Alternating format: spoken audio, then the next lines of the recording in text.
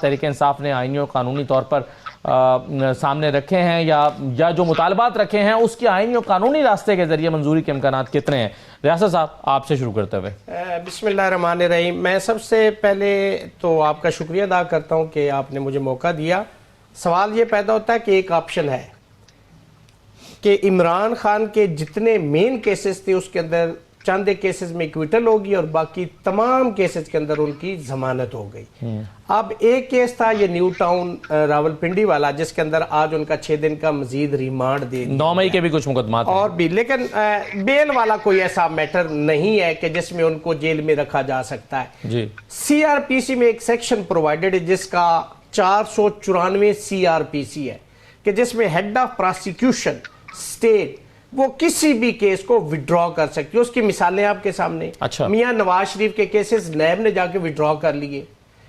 عمران خان کے کیس میں 426 جو سسپینشن آف سینٹنس کی سی آر پی سی کے تحت ایک اپلیکیشن تھی، نیب نے کہا کہ یہ تو ہے ہی نہیں، مگر اسٹیٹ کیوں وڈرا کرے گی ابھی؟ اب دیکھیں نا، آپ نے کہا کہ ان کے مطالبات ہیں، اگر اسٹیٹ مان لیتی یہ راستہ ہے، ٹھیک ہے۔ باقی اگر آپ ویسے بائی ہوکر کروک بائی ایجیٹیشن آپ لاکھوں لوگ بھی لے آئیں تو ماورا آئین عمران خان کو باہر نہیں نکالا جا سکتا جی انٹل انلیس کہ ان کی ضمانت ہو جائے، انٹل انلیس کے 494 کے تحت ان کو کیسز جو ان کے خلاف ہے وہ اسٹیٹ وڈرا کر لے۔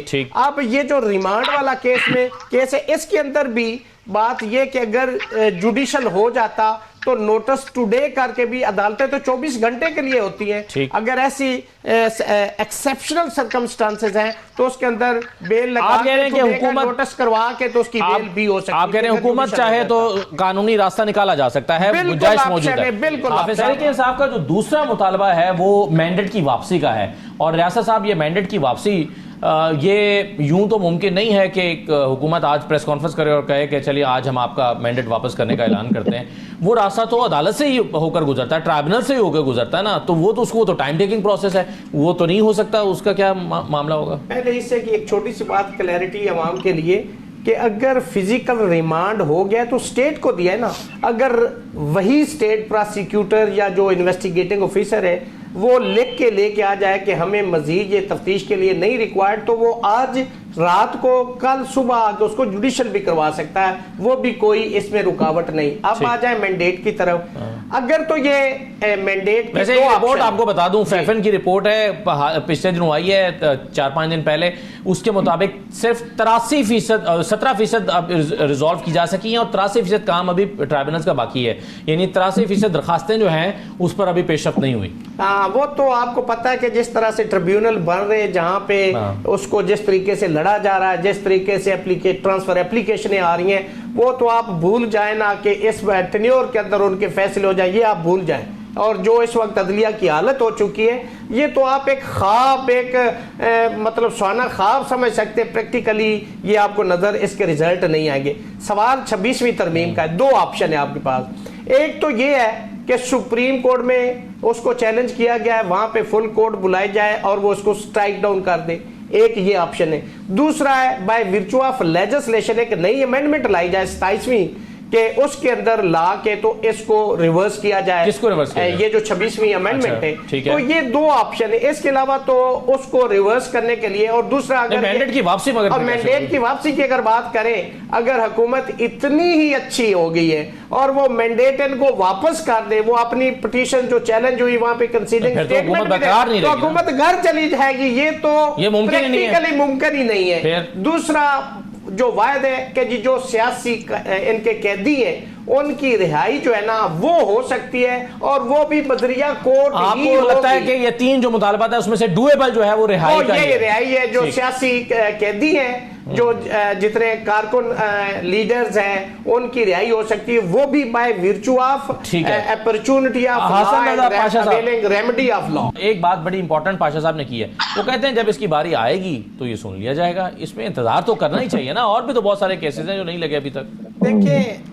سب سے پہلے تو اسد یہ بات ہے کہ انہوں نے یہ سوچا ہوا ہے کہ اگر یہ سب کچھ ریورس ہوتا ہے تو ہم اندر جاتے ہیں اور خان باہر آتا ہے، یہ اس کے کانسیکوینسز ہیں۔ نے تو کہا تھا کہ اگر ہم ان کو نکال دیں تو یہ ہم اندر ڈال دیں گے، تو یہ کوئی اتنی ایزی بات نہیں۔ سوال یہ پیدا ہوتا ہے کہ جو پٹیشن پڑی ہے وہاں پہ جو 26ویں ترمیم کو چیلنج کیا گیا ہے، میری ذاتی رائے میں وہ کانسٹیٹیوشنل بینچ سن ہی نہیں سکتا اس کو، وہ تو اس کی کریشن ہے۔ دیکھیں میرا امین الدین صاحب بڑے قابل احترام ہے میرے لیے، میرے لیے بینگ اسٹوڈنٹ آف لا، میرے لیے بڑے شرم کی بات ہے کہ وہ جج صاحب اس جوڈیشل کمیشن میں اپنی ذات کو کاسٹ کر رہے، ووٹ کر رہے ہیں۔ یہ فرسٹ ڈسکوالیفیکیشن ہے کسی عہدے کی ڈیزائر کرنا میری ذاتی رائے میں، بینگ اسٹوڈنٹ آف لا۔ دوسری بات مجھے بتائیں کہ وہ بینچ اس کو سن کے اس کو سٹرائک ڈاؤن کر دے گا، کن حالات اور کن سوانے خوابوں میں آپ پھر رہے ہیں؟ اس کو اگر کرے گی تو فل کوٹ کرے گی، اور یہ اتنا اس ملک کا بنیادی مسئلہ ہے جس کی وجہ سے پورا ملک ہیجان کا شکار ہے، آپ اس کو نمبر نہیں لگا رہے۔ یہ تو کیس مینجمنٹ چیف جسٹس کا ڈومین تھا۔ اس ملک کے اندر جو انصاف کا ایک ادارہ تھا وہ تو ایک خواب ہے، اس کو آپ سوچ سکتے ہیں، آپ تصور کر سکتے ہیں۔ اسی دن ایک ریویو پٹیشن اس جماعت کی لگی ہوئی تھی جس کو انہوں نے کہا کہ جی 26ویں ترمیم آ گئی، تو قاضی صاحب فرماتے ہیں میرے پاس تو نہیں آئی، انہوں نے ڈسمس کر دیا۔ یہ انصاف ہے جس کو ہم کہتے تھے نا، انصاف یہ نہیں کہ انصاف کیا جائے بلکہ ہوتا ہوا نظر آئے۔ یہ آپ کو ہوتا ہوا نظر آ گیا جی۔ اب آپ یہ کہہ رہے ہیں کہ اس کو فل کورٹ سٹرائک ڈاؤن کر سکتا ہے حافظ صاحب، اور کرنا بھی اسے ہی چاہیے، نہیں سر سٹرائک ڈاؤن کر سکتا، فل کورٹ سٹرائک ڈاؤن کر سکتا ہے۔ صاحب اور زبیری صاحب اس میں ایک ایڈ کرنے دوں حافظ صاحب، میری ذاتی رائے، انہوں نے تو کہا تھا نا جی یہ کانسٹیٹیوشن بینچ بنا دیا ہے، لوگوں کے کیسز بہت جلدی ہوں گے، اس وقت 187 کیسز تھے، سن ہی نہیں سکتے۔ ریاست صاحب جو معاملہ ہے کہ حسن رضا پاشا صاحب کہہ رہے ہیں کہ عدالتوں کو اس کے حال پہ چھوڑ دیں، اور حافظ صاحب کی بھی یہ اسی قسم کی رائے ہے، تو اس میں کیا حرج ہے؟ عدالتوں کے دیکھنے تو صحیح ہو کیا جو نئی چیز بنی ہے کیا کرتی ہے۔ میری عدالت ہے، میں ٹیکس پیئر لائر ہوں، چاہے میں 2 روپے دیتا ہوں، میں ٹیکس دیتا ہوں، یہ میری عدالت ہے، یہ میرے ملک کی عدالت ہے، میں اس کا وہ ہوں گا سب سے زیادہ سٹیک ہولڈر، میں ہوں بینگ سٹیزن آف پاکستان۔ کیوں چھوڑ دیں؟ آپ نے 26ویں ترمیم میں آپ نے عدالتوں کا جنازہ نکال دیا ہے، آپ کہتے ہیں ان کو ان کے رحم و کرم پہ چھوڑ دیں۔